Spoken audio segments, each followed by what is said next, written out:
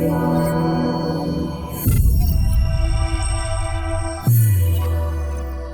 is John Paul Wright. I'm coming from Tokyo, Japan. Today I'm going to talk about social justice warriors, and I keep telling people that there are no social justice warriors in Japan. What I mean by that is a lot of SJWs we look at in movies, Hollywood, stuff like that are kind of entertainment SJWs. Now I know in their personal life they probably fight for their own personal causes and things like this, but the point is the way I don't like them is when they get involved in playing identity politics in movies. And the thing is, here in Japan, we've got social justice warriors, but they're real, actual social justice warriors who fight for things that are fair for society. Wages for women, rights for disabled people, things like that. Social justice. And they're just normal people.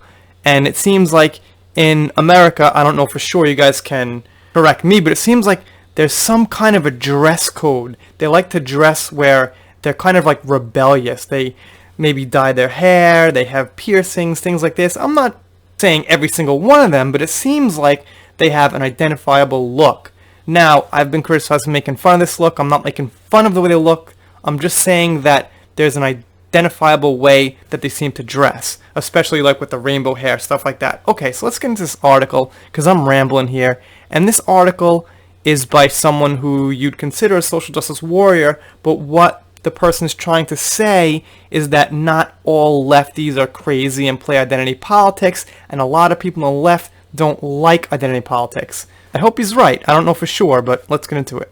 So here you could see the article is called Fear of the SJW. So I think basically what he's saying is like people like me who don't want them getting involved in entertainment and pushing these politics are kind of scared that they're going to ruin things. I'm not scared of them, like they're going to come here and do something bad to me because they can't. But yeah, I'm kind of scared that they're going to get their paws on franchises that we've loved for like 30 years and ruin them with crappy characters, which has happened.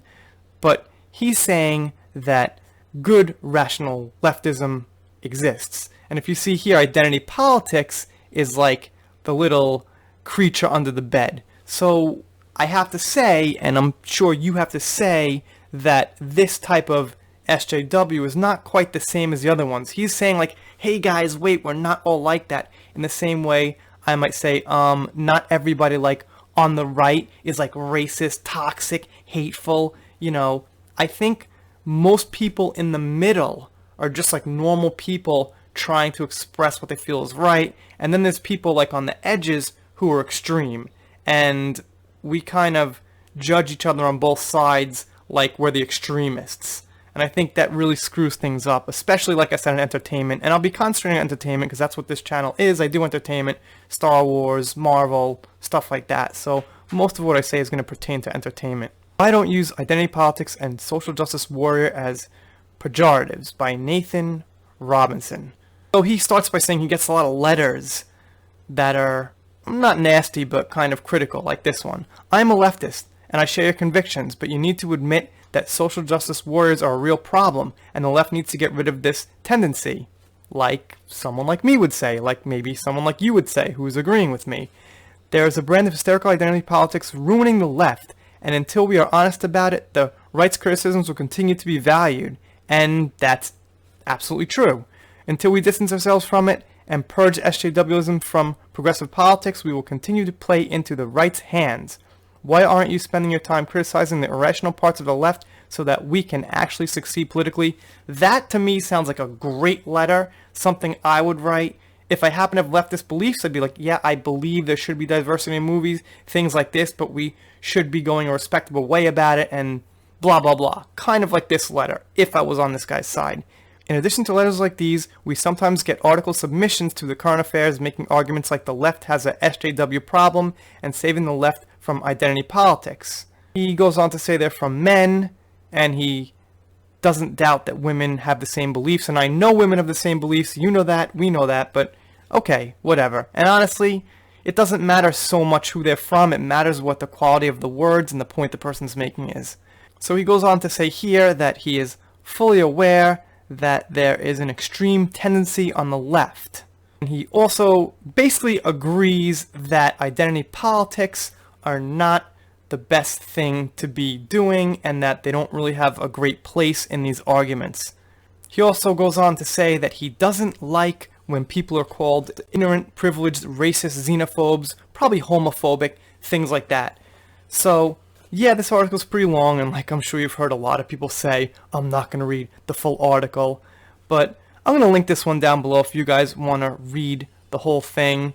And, you know, I just think the whole overall tone of this article, reading it, he's reasonably saying there are social justice warriors out there, but we're not all loony lefties, as some people like to say it. We're kind of like maybe saying like you guys on the right who are saying you guys have your opinion, but you're not toxic haters, man babies, things like that. So I think this is kind of a good constructive article, and also this little cartoon of his here says it all.